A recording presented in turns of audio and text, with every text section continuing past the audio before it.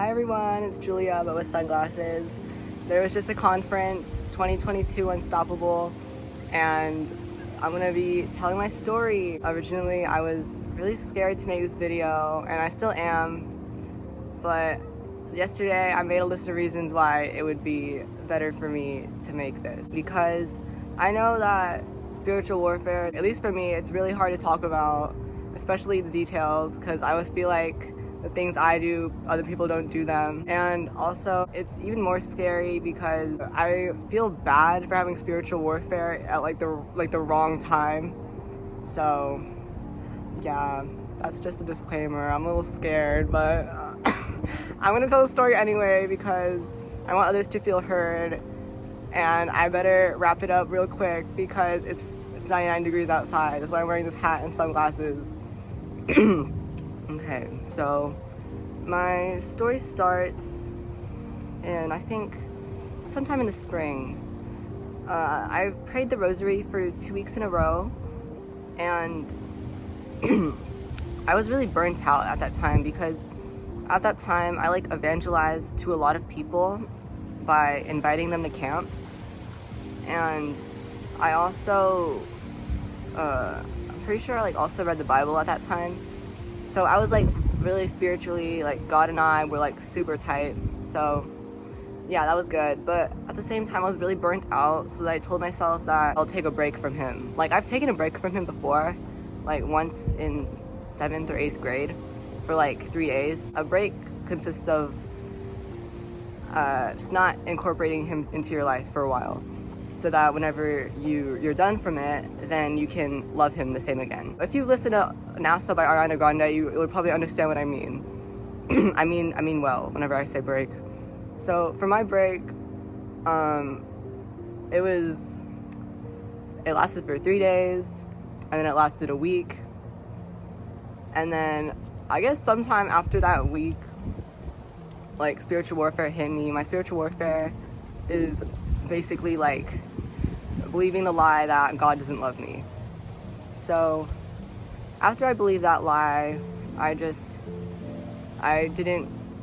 never prayed the rosary at that time. I never read the Bible or invited anyone to any events other than my household members. I also didn't do my job as a core member, which is to form a genuine connection with my household members. And at this time as well, I got asked to serve for conference on productions, and I said yes, but spiritually I did not say yes, but physically, on a worldly level, I said yes to dance.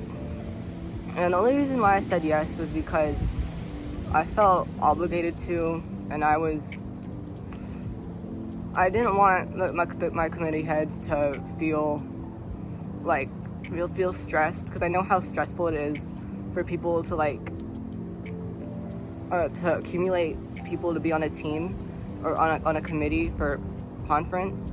So I just didn't want to give them that stress. And lastly, I knew I thought if someone heard that I said no, but they knew I wasn't busy that week, they would think differently of me, and people would just look down on me for saying no. So I just said yes. The first event I can think of, after I said yes, but was going through spiritual warfare, was a Zoom call.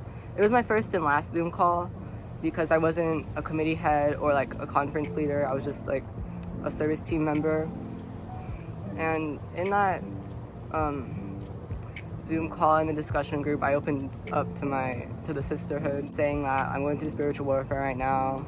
They asked for the posture of our hearts, and I said slouched. And I also told them in the second question, I forgot what the question was, but I just said I find it hard seeing God in anything and anyone. So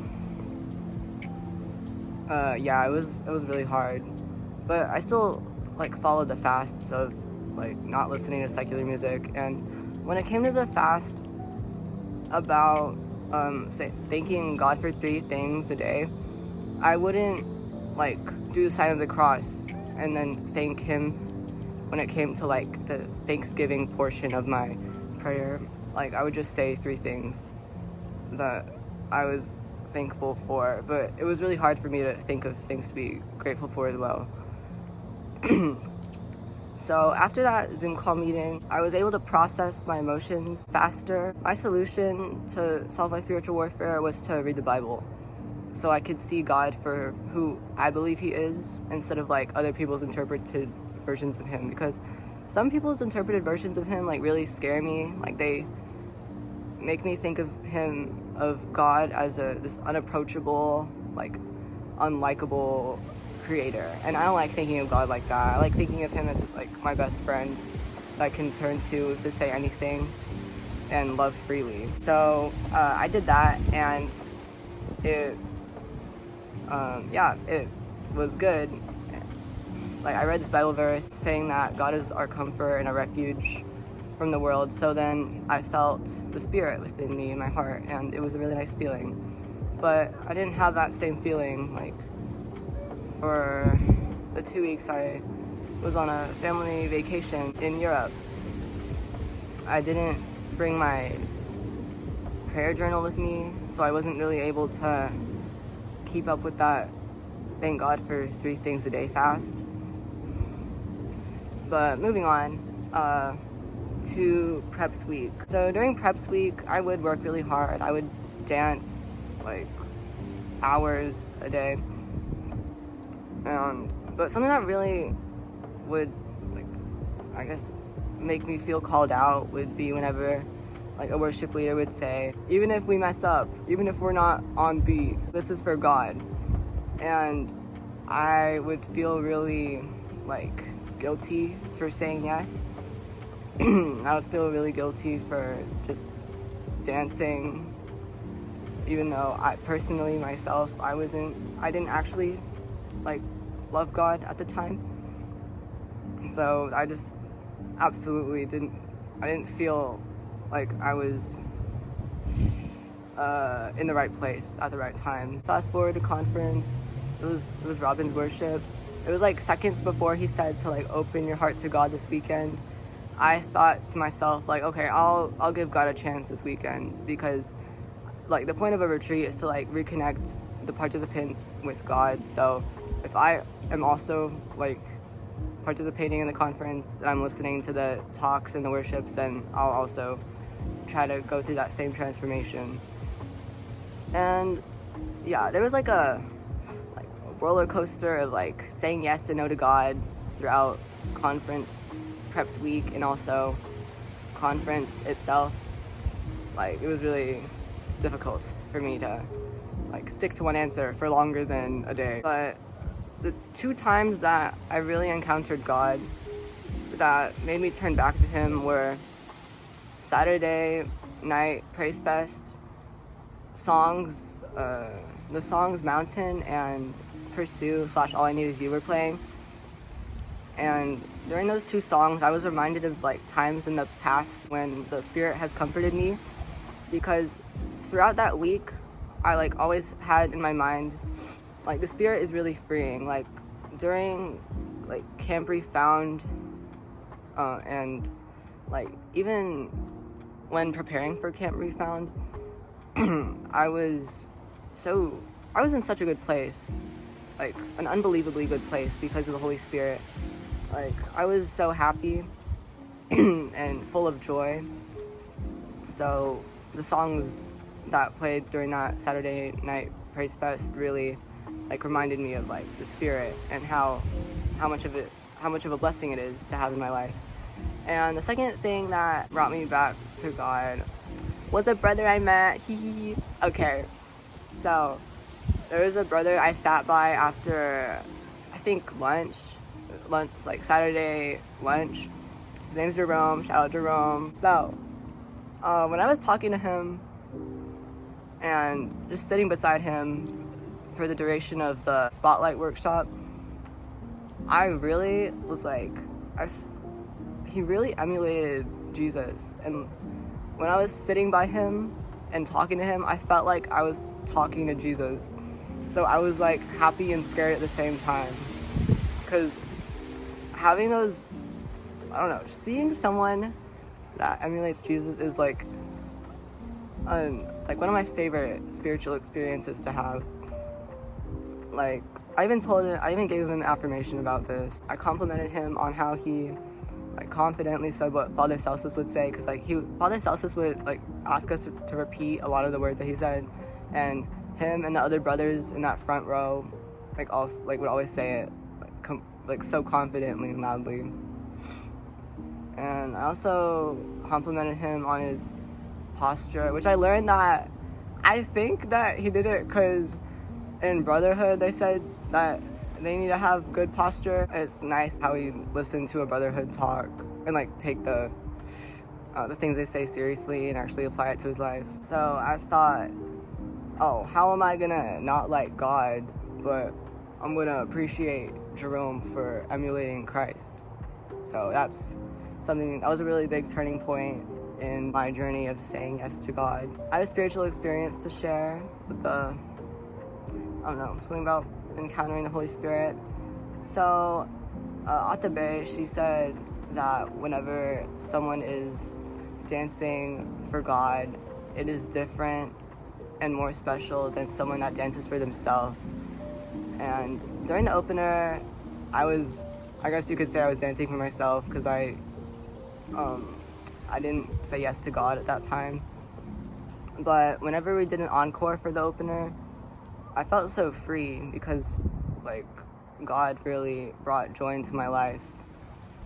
So it was interesting seeing the difference between like dancing with so much fear in my mind and thinking that God hates me, and then on Saturday like dancing with the joy that God has given me. At Friday Mass, in the adoration section of my prayer, I adored him for dying for us, even though the same wasn't promised. And that's something that kind of made me tear up, because it's just so beautiful how he would dare humble himself to invite us into his Father's kingdom. So yeah. Epilogue, I prayed the rosary 2 times, like after conference. So I guess it was Monday and Tuesday. And then for the past 4 days, I didn't pray the rosary, but I will pick that up again. And also I asked my Atta to get me a prayer journal from Damascus so that I can keep track of like the lessons I learn and the experience I have with the Holy Spirit throughout the next year. I'm back to forming genuine connections with my household members. I FaceTime both of them sometime in the past week. I can truly say that I've said yes to God, because now I'm trying to live out the vision that I wrote on my sticky note and put on the board. The biggest takeaway that I want people to take from this video is that spiritual warfare happens. It's a part of our journey to loving God. And I know that in this testimony I'm giving right now, like there's a happy ending, but like for more than 3 weeks straight, like there was no happy ending for me. Like I was going through spiritual warfare. I was going through it. I did delete my worship playlists, but then revived them whenever I was only allowed to listen to non-secular music. I did like not pray to God at night for a long time. I just said no to God for a long time. So what I have to say is that like there will be many days of being a Catholic when you will have more questions than answers, and you won't understand what God's trying to tell you, and you won't know if this time you have spiritual warfare that you'll end up like reconnecting with God or you'll leave God forever. Like I felt like that for a long time, and I don't want anyone else to feel alone. I want everyone to understand that like we need spiritual warfare to learn more about ourselves and God. Every time I have spiritual warfare, there's always some lesson I can learn from it. I was scared to make this video, but I just have to say that Satan attacks everyone. The last thing that Satan would want to say is, oh, Julia's about to like prepare for conference. I'm gonna like leave her alone until after conference. Like, of course he wouldn't say that. His job is to destroy and like separate everyone from God. Sometimes it feels like there's no light at the end of the tunnel, and that hope is out of reach and unattainable. But there comes a point when it is. that hope is God. Another PS that I have is that even though spiritually I said no to God, I still have like nothing but warmth for myself and kindness and comfort, because I did what I can with what I had. I meant well this whole journey, and yeah, thank you for watching, and I'll see you next time. Bye.